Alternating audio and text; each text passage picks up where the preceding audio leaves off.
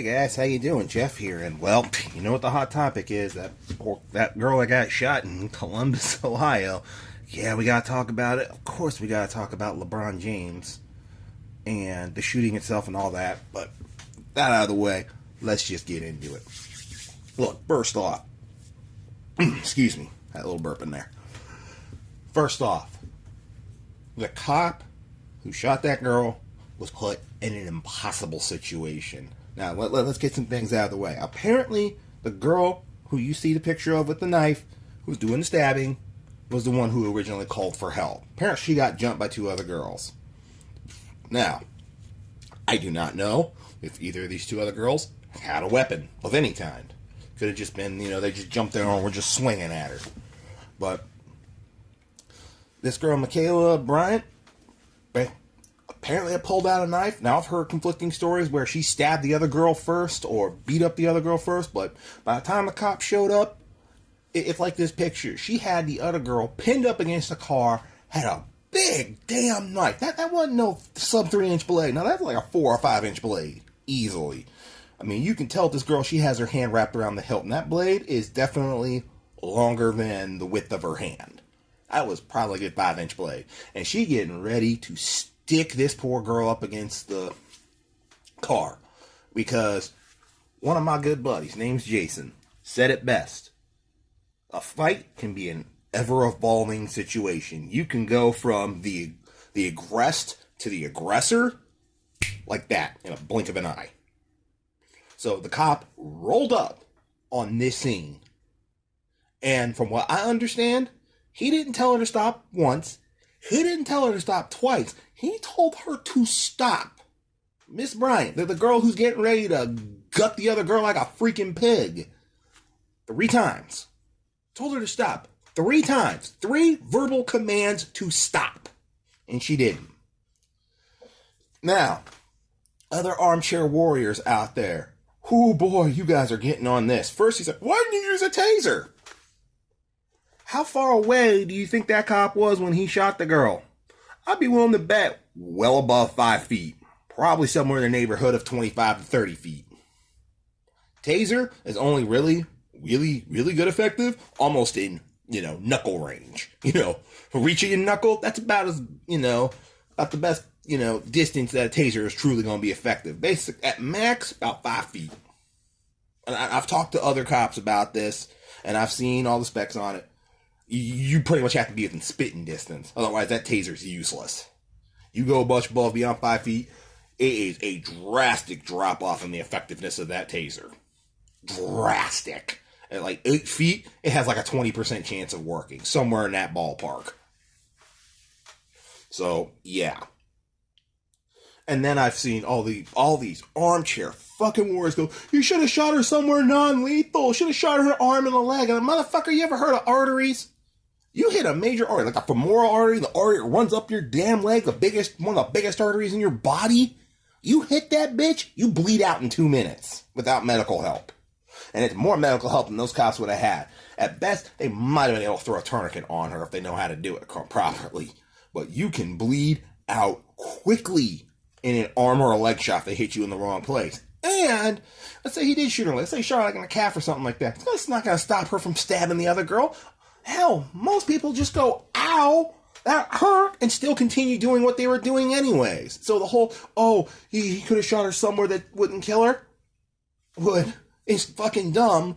Plus, you have the possibility of overpenetration going into the person you're trying to save, or you whiff and you hit the victim anyways. As I said, this cop was put in an impossible situation. He said, he shot her 4 times. That's 2 double taps. He probably double tapped. She probably wouldn't stop him. He double tapped her again. I mean, to all these people who are saying, the poor girl, I have to put you back to Chris Rock and the video of, if you don't want to get your ass kicked by the police. At the bottom of his one main point was, stop doing stupid shit. And I'm pretty sure about that knife a girl in the gut is literally heads the definition of stupid shit. Now, of course, there have been multiple people saying, let kids have knife fights. And I'm like, are you out of your fucking mind? That is a deadly fucking weapon. That's not an excuse. Or LeBron James opening his goddamn mouth. Now look, to all the LeBron James fans. Number one, I don't give a shit about the NBA or basketball. I don't give a shit about LeBron James. I don't give a shit about his championships. I don't fucking care. I don't even give a shit about professional sports at this point. Fuck, I don't even give a shit about baseball, and he used to be one of the biggest baseball fans I knew. But I don't fucking care about professional sports. To me, LeBron James is just another asshole in the world. And he opened his cum dumpster and made a bad situation worse. I mean, what is it with people who don't know the context, didn't realize that the cop did nothing, another girl probably gonna get killed anyway, then you blame the cop for not doing anything? I mean, the poor cop is put in a no-win situation. The poor damn cop had to roll into this mess. And you know what? I probably would have done the same thing. I would have told the girl with the knife to drop the knife and stop. She didn't listen. She get ready to knife the other girl in a couple of seconds. Yeah, I'm putting 2 into her. And if she don't stop, I'll probably put another 2 into her. I would have done the same thing. When you're dealing with a person about to attack a victim, regardless of circumstances, they are the aggressor, there's a victim involved, and that victim's about to get stabbed in the next, 5 seconds, you got to make a snap decision. Do you stop the aggressor, or do you let the victim die? I'm sorry. At that point, I'm with the victim. I'm stopping the aggressor by any means necessary.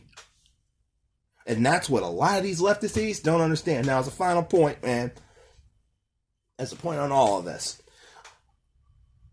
I personally think every cop in the United States should either quit, retire, or go on strike. Give these leftist idiots what they want, especially in the big cities.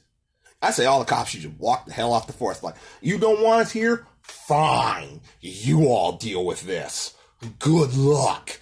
All the cases we're working on, we're not even bothering with them. Hell, you'll be lucky if the sheriffs are still manning the jails. We might just say, fuck it, you're all free. Goodbye. Get lost. And you, the public, can fucking deal with them. You people who screech about, police reform, and then talk about defund the police. No. Yes, we do need police reform, but we need more police funding. And it needs to go, all of it, to training. And I'll tell you what, as a United States Marine, that's a good portion of where military funding goes. Training.